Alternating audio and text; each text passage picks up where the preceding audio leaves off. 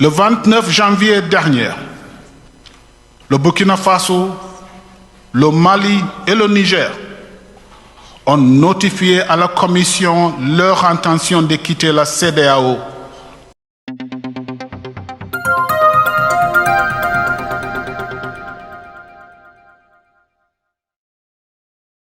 Visa obligatoire pour les ressortissants du Mali, du Burkina et du Niger voyageant dans la CEDEAO.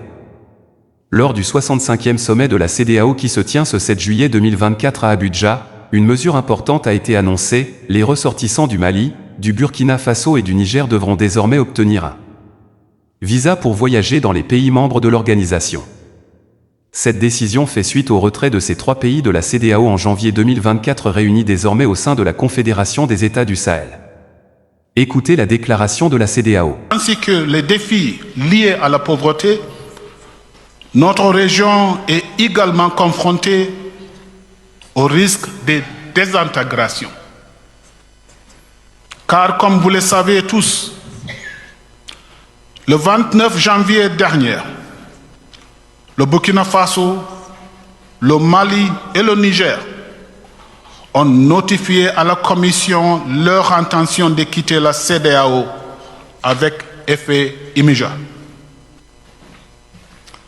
Notre peuple, le peuple de l'Afrique de l'Ouest, vit au sein d'une communauté intégrée de la CEDEAO depuis plusieurs décennies. Les populations ont bénéficié d'une liberté de mouvement dans notre espace CEDEAO et elles ont commencé à percevoir les avantages de notre marché commun où les produits locaux sont commercialisés librement sur un marché de plus de 400 millions d'habitants. À cela s'ajoute l'utilisation d'un passeport commun et d'une carte d'identité biométrique commune pour les déplacements à l'intérieur de notre espace communautaire. Au regard de ces avantages, il est évident que la désintégration perturbera non seulement la liberté de mouvement et d'établissement des personnes, mais elle aggravera également l'insécurité dans la région. Plus spécifiquement, le retrait des trois pays portera un coup dur à la coopération en matière de sécurité, notamment en termes de partage de renseignements et de participation à la lutte contre le terrorisme dans la sous-région et d'autres initiatives conjointes de sécurité telles que la mise en œuvre de la force régionale en attente de la CEDEAO que le ministre de la Défense de nos États membres vient de convenir d'activer.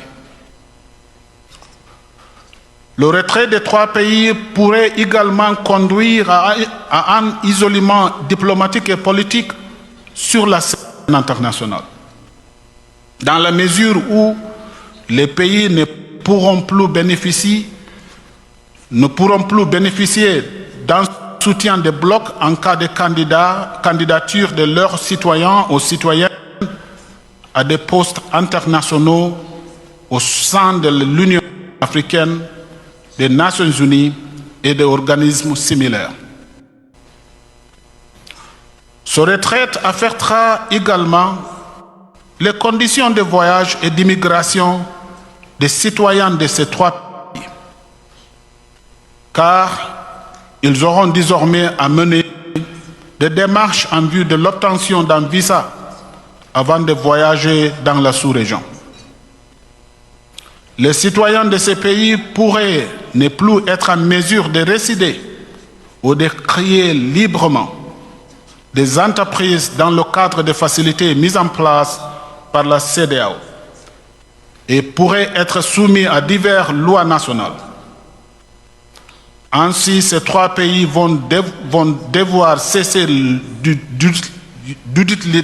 d'utiliser le passeport de la CEDEAO, la carte d'identité nationale biométrique de la CEDEAO et l'assurance automobile carte brune de la CEDEAO à l'échelle régionale.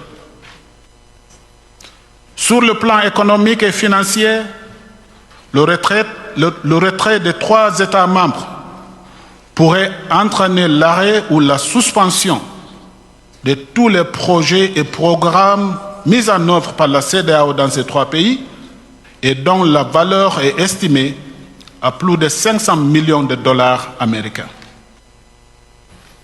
Il convient également de noter que les 2 institutions financières régionales, qui sont le BIDC et la BOAD, ont des investissements très importants dans ces 3 pays.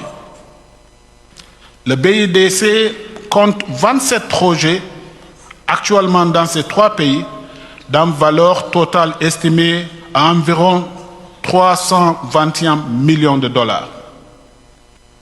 Les 3 pays ont apporté un total de 33 millions de dollars américains au capital de la banque.